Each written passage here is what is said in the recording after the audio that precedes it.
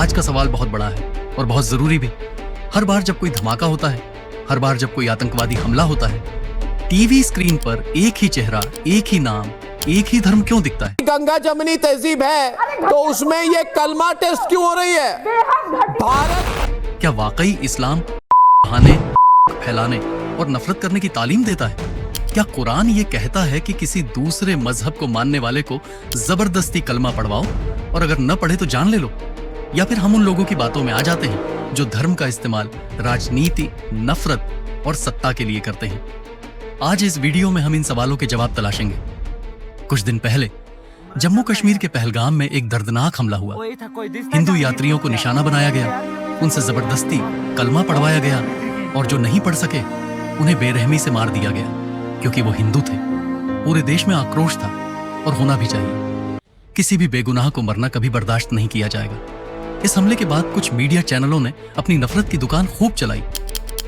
News channels पर सिर्फ एक ही बहस, इस्लाम को बढ़ावा देता है। देखो कैसे मुस्लिम ने हिंदुओं को मार दिया, वो हिंदू थे, बिल्कुल सही।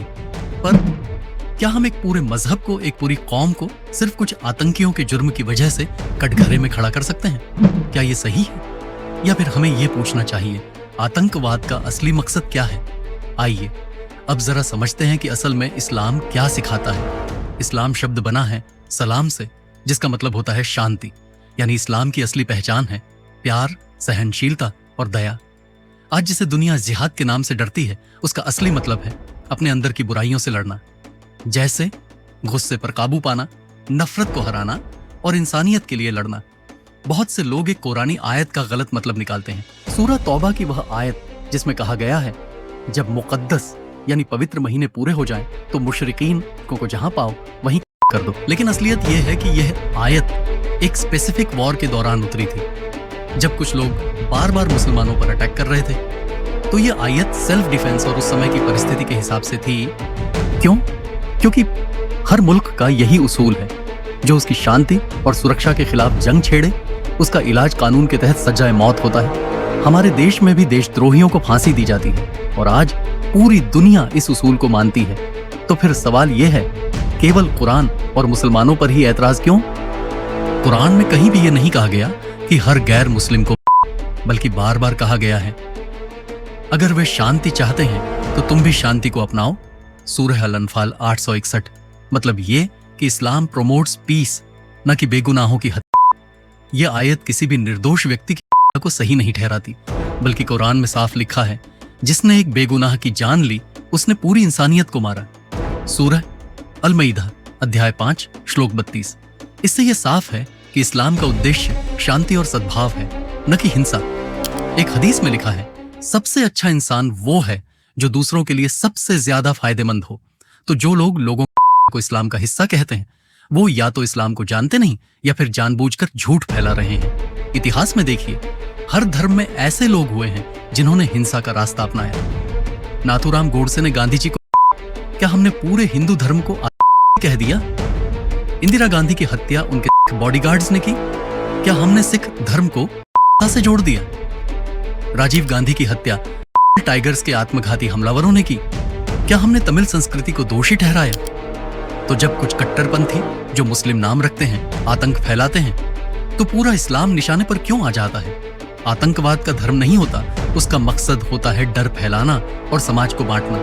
अब एक उदाहरण सोचिए, इस्लाम में शराब को हराम, निषिद्ध माना गया है।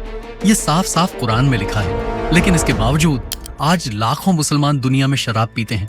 तो क्या इसका मतलब यह है कि इस्लाम को बढ़ावा देता है? बिल्कुल नहीं। ठीक उसी तरह अगर कोई व्यक्ति इस्लाम के नाम पर फैलाता है, तो इसका यह मतलब नहीं कि इस्लाम को बढ़ावा देता है।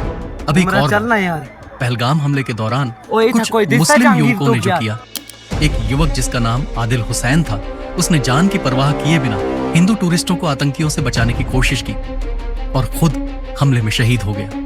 वह अपने परिवार का इकलौता कमाने वाला था। एक और युवक नजाकत अली, जिसने बिना डरे आतंकियों के बीच से घायल श्रद्धालुओं को अपनी पीठ पर लादकर अस्पताल पहुंचाया। किसी ने नहीं पूछा कि उनका धर्म क्या था, उन्होंने सिर्फ इंसानियत देखी और वही निभाई। आखिर में सबसे जरूरी बात, इस्लाम आतंकवाद को कभी भी बढ़ावा नहीं देता।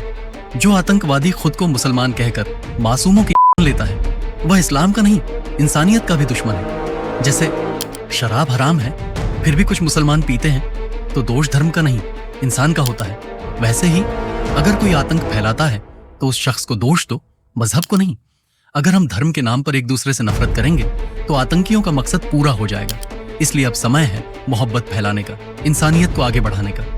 आखिर में एक सवाल हम सबको खुद से पूछना चाहिए, क्या आतंकवाद की जड़ किसी मजहब में है या वो पनपता है अशिक्षा, गरीबी और गलत सोच की जमीन पर? जब कोई पढ़ा लिखा नहीं होता, जब उसके पास नौकरी, रोजगार या उम्मीद नहीं होती, जब उसे इस्लाम की असली तालीम नहीं मिलती, तब वह किसी भी कट्टर सोच का शिकार बन सकता है। लोग कहते हैं आतंकवाद फैल रहा है, लेकिन हम पूछते हैं क्या आपने उसके खिलाफ स्कूल खोला? क्या आपने किसी गरीब को पढ़ाया?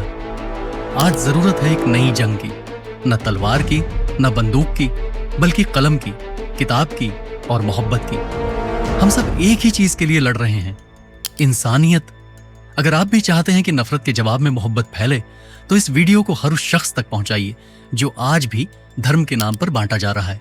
कमेंट में लिखिए हम एक हैं, ताकि दुनिया देखे कि भारत की असली ताकत इसकी एकता है। मजहब नहीं सिखाता आपस में बैर रखना, हिंदी हैं, हम वतन हैं, हिंदुस्तान हमारा।